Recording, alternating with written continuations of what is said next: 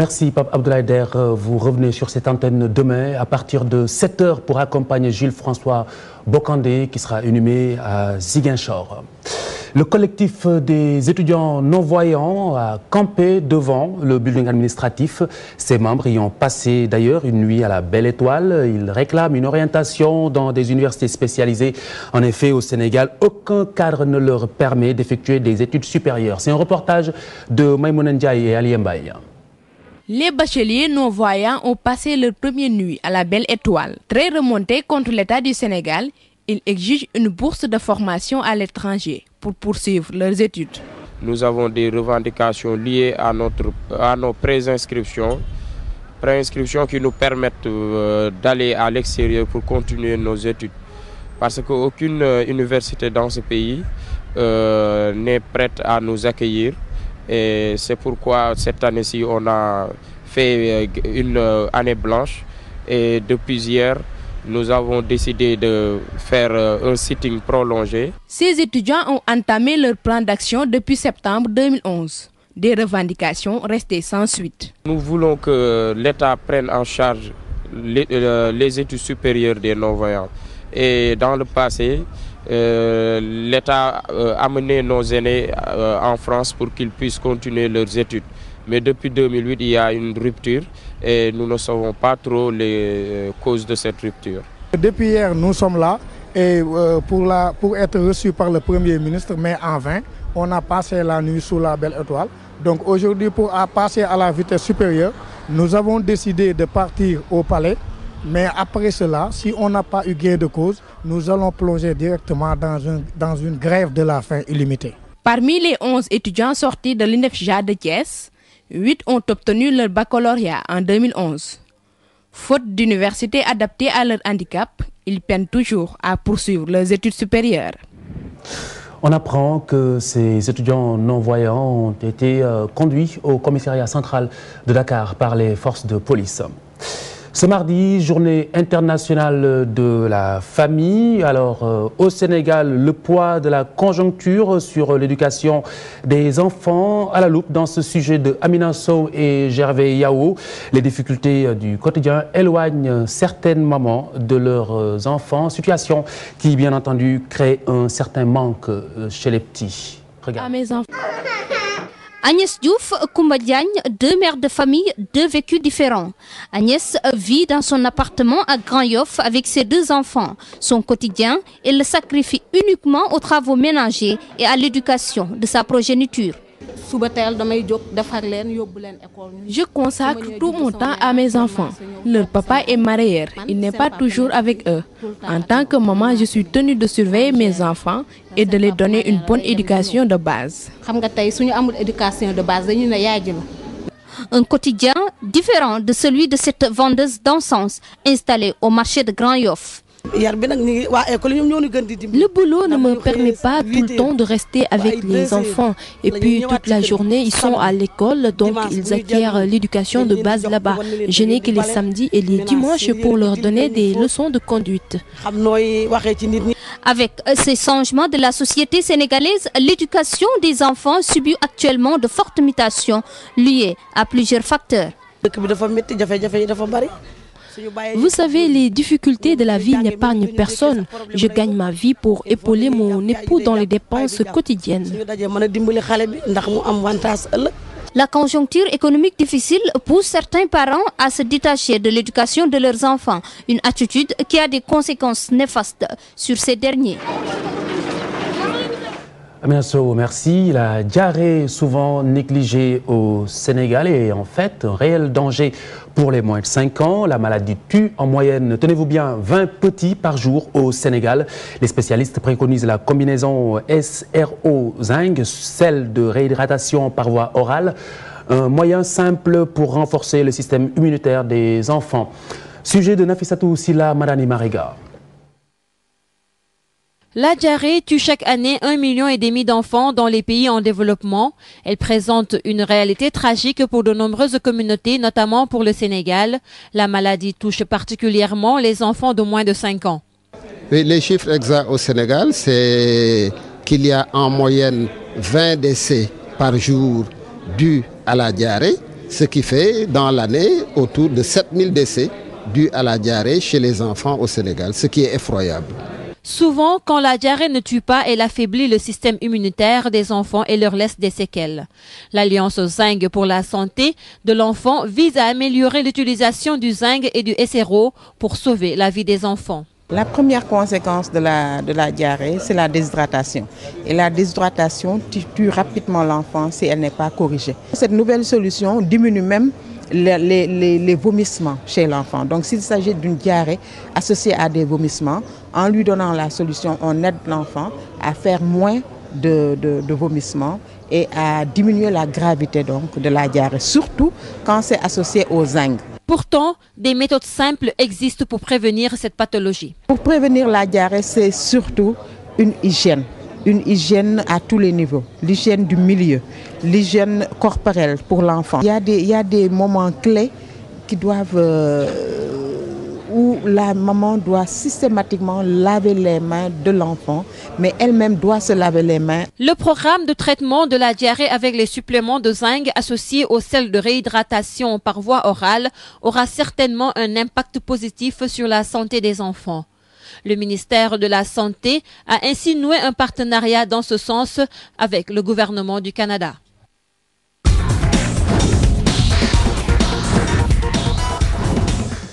Cheikh Tidiane Diao, bonsoir. Bonsoir, Khalifa Diarra. Alors, la page des sports essentiellement consacrée à cet hommage rendu à Jules-François Bocandé cet après-midi. Une page des sports très ondée, Khalifa Diarra. Beaucoup de douleur et de tristesse cet après-midi au stade Demba Diop où le Sénégal a rendu un dernier hommage à Jules-François Bocandé. Le président de la République Macky Sall donc a présidé la cérémonie. Bocandé, le héros de notre histoire sportive, dira-t-il. Donc une cérémonie qui a vu aussi la participation des footballeurs sénégalais, toutes générations confondues. D'autres personnalités également étaient de la partie, à l'image de Pierre Atepa Goudiaby, comme vous l'a dit tout à l'heure, Ali Atala, donc Pierre Goudiaby, qui a lancé un appel poignant à la rébellion casamançaise de déposer les armes. Donc Ziguinchor également prépare les obsèques.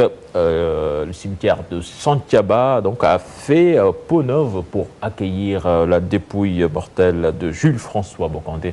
Du côté du Casasport également, on ne ménage aucun effort pour marquer la journée de demain. Je vous propose de suivre ce reportage signé Mamfatou Ndoye et Djibril Diop. Si grand fut le bonhomme, Jules-François Bocandé sera enterré dans cette tombe d'à peine 2,10 m de longueur. Au cimetière mixte de Santhiaba, il sera à quelques dizaines de mètres de ses parents et grands-parents. Long de plus d'1 kilomètre, Santhiaba doit présenter un visage neuf et propre. Ainsi, les agents municipaux sont à pied d'œuvre pour enlever ordures et poussières.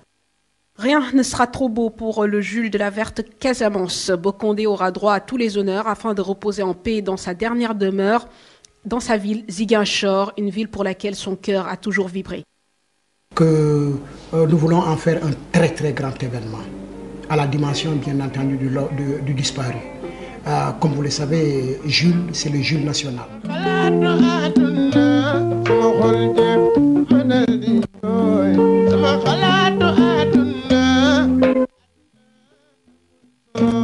Voilà, donc Jules-François Bocandé, la dépouille de Jules qui est attendue donc demain matin à Ziguinchor. Ce sera aux environs de 8 h. Et puis Khalifa vous l'a annoncé tout à l'heure, à suivre en plateau spécial sur les antennes de la télé à Futur Média. Voilà, Khalifa Diarra, c'était tout pour ce soir. Demain à partir de 7 h avec le service des sports.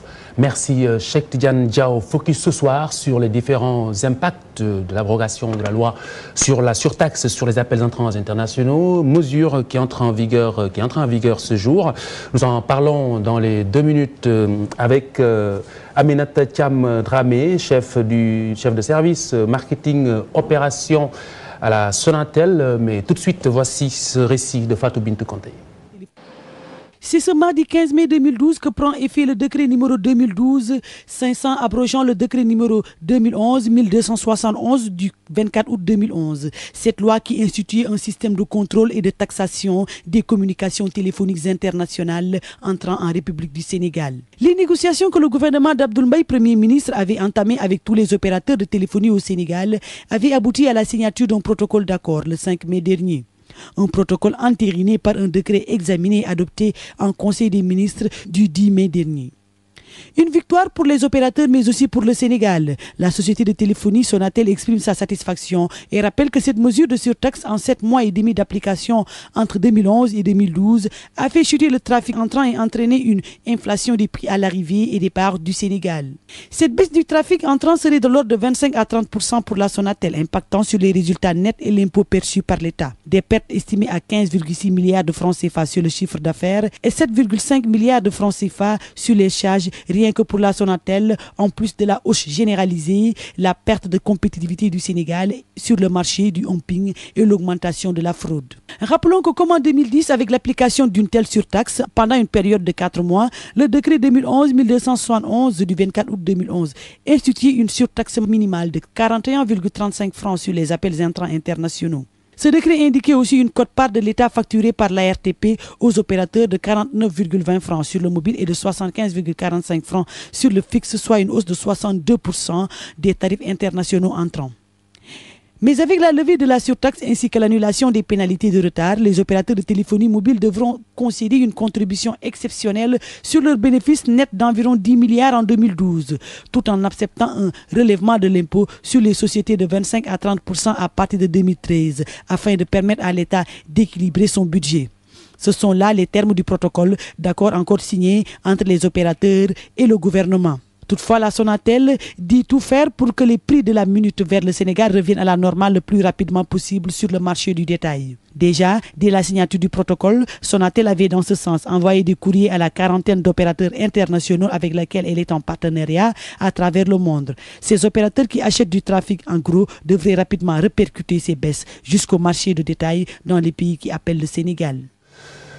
À mes côtés, Aminata Thiam Dramé, chef de service marketing opérateur de la Sonatel. Bonsoir madame. Bonsoir. Alors, on en parle de cette loi qui a été abrogée, cette loi qui avait été très controversée et même très contestée par les syndicats, les travailleurs de la Sonatel. Alors, il est important du coup de revenir sur cet épisode. D'abord, comment cette loi avait-elle été motivée ?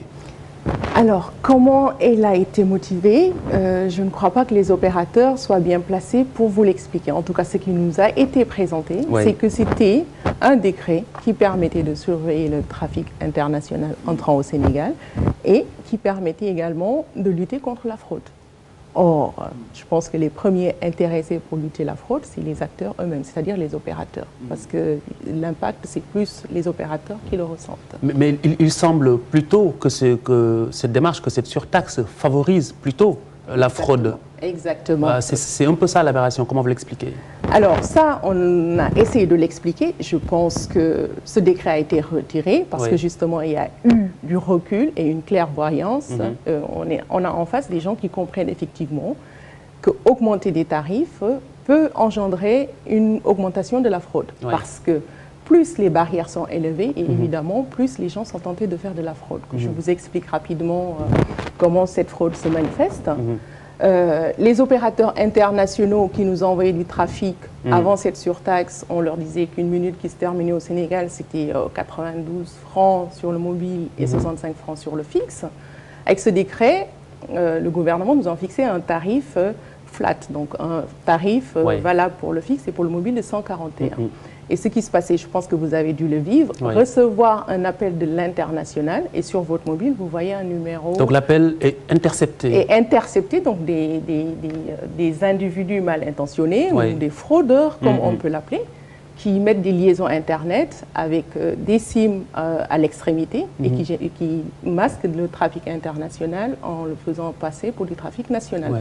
Donc, comment ça se manifeste? C'est typiquement quand quelqu'un reçoit un appel provenant de l'international et qui voit sur son mobile afficher un numéro 77 ou 76 ou 70. Ça fait bizarre, on se pose souvent des questions, même à se dire si on est sur écoute ou quoi. Ah non, non, non, du tout, ça n'a rien à voir avec... En réalité, on est volé. Et vraiment, c'est vraiment d'autres personnes derrière qui sont derrière. Et justement, or sur ces appels-là, l'opérateur ne touche normalement que 23 francs 40. Entre 92 et 23 francs 40. Alors qu'est-ce qui explique, on a parlé tout à l'heure, que dans certains pays comme le Ghana, que l'on considère cette surtaxe comme étant bénéfique?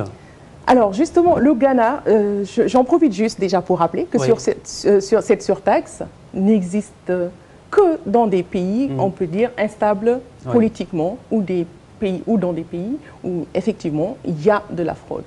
Et au Ghana, tout laisse penser qu'il y avait peut-être énormément de fraude. Et le fait de mettre un système de contrôle et de mettre une surtaxe, parce que c'est ce mécanisme cumulé de contrôle et de surtaxe, ce qu'on pense, c'est que peut-être qu'ils voient un peu plus de trafic qui était avant frauduleux, donc pas vu par les opérateurs, donc ils aident peut-être les opérateurs à avoir du trafic, mais nous ne sommes pas dans cette situation. Donc du coup, personne n'avait absolument rien compris? Je confirme que personne n'a rien compris, nous en premier. Et on a essayé d'expliquer à toutes les parties prenantes que ce n'était pas une bonne chose pour les opérateurs, ce n'était pas une bonne chose pour les consommateurs qui sont au Sénégal, qui sont à l'étranger, ce n'était pas une bonne chose pour l'État. Il semble à présent que vous avez rencontré l'oreille attentive. Tout à fait. Alors, à présent, nous parlons de l'impact après justement cette mesure. D'abord, les usagers, qu'est-ce qu'ils gagnent là-dedans? Alors, les usagers, le fait d'avoir une surtaxe, je rappelle juste que c'est une relation entre opérateurs. Donc aujourd'hui, nous, on a un gouvernement qui nous impose un tarif de 141. On notifie cette loi à nos correspondants. C'est le mécanisme de la réciprocité. Eux aussi nous disent, puisque vous nous demandez 141, vous aussi, vous allez nous payer 141. Et ça, on était obligé de le répercuter aux Sénégalais vivant au Sénégal, enfin, à nos consommateurs locaux. Donc ça a engendré une augmentation des tarifs des appels des Sénégalais vers l'étranger. Et pareil, le fait d'augmenter le tarif aux opérateurs, ils ont fait la même chose, ils ont répercuté à leurs clients. Donc les Sénégalais vivant à l'étranger ont également subi cette augmentation des tarifs. Mais Dieu merci, à partir d'aujourd'hui, nous avons baissé nos tarifs, nous sommes revenus aux tarifs initiaux. Très bien. Qu'est-ce que vous pouvez nous dire en termes de chiffres par rapport à cet impact? Et par rapport à l'impact, ce qu'on peut dire, c'est que, donc, en plus de l'augmentation des tarifs, tout le monde sait que quand on augmente le tarif d'un bien, on a une baisse de la demande. Donc le fait d'augmenter des tarifs a engendré une baisse mais drastique du trafic international entrant. Et en 2010, on a déjà eu ce décret où le trafic avait déjà baissé, mais vraiment de presque 17%. Et c'est une baisse en plus continue, c'est-à-dire malgré la suspension, les effets ont continué à se faire sentir. Donc il y avait quand même des impacts résiduels jusqu'au mois de mai à peu près. Là, quand la surtaxe a été remise, en fin avril, on peut vous dire qu'on était à une baisse à autour de 30%. Et là, elle est levée, rien ne nous dit que la baisse ne va pas encore durer 6 mois. Et ce qu'on compte faire, contrairement à l'année dernière, c'est justement mettre en place des actions pour sensibiliser les gens pour un retour très rapide à la normale. Donc déjà, sur nos revenus, on a eu une baisse de 27%. Très bien, donc on est rattrapé par le temps, donc très rapidement, c'est quand même assez aberrant, ça dérange un peu les neurones à y réfléchir. Il y a surtaxe, personne n'y gagne, au contraire, le consommateur est volé, il n'y a plus de surtaxe et tout le monde y gagne. Exactement. Comment est-ce que vous l'expliquez très rapidement aux consommateurs? Qu'il n'y a pas de surtaxe et tout le monde y gagne. Parce que justement, il n'y a pas de surtaxe. C'est qu'on nous a laissé la liberté justement de piloter notre activité. Et justement, on sait qu'on joue sur l'innovation et sur la satisfaction des clients. Donc une bonne santé de l'entreprise qui fait du bien à la poche du consommateur. Et après, tout le monde y gagne, l'État, le consommateur et les opérateurs. Aminata Thiam Dramé, chef de service marketing opérateur de la Sonatel, je vous remercie. Merci d'avoir été avec nous ce soir. Mesdames, Messieurs, merci de nous avoir suivis. Et surtout, n'oubliez pas de retrouver sur cette antenne le service des sports ce mercredi à partir de 7h. Ce sera pour accompagner justement Jules François Bocandé, le lion qui nous a quittés. Bonsoir.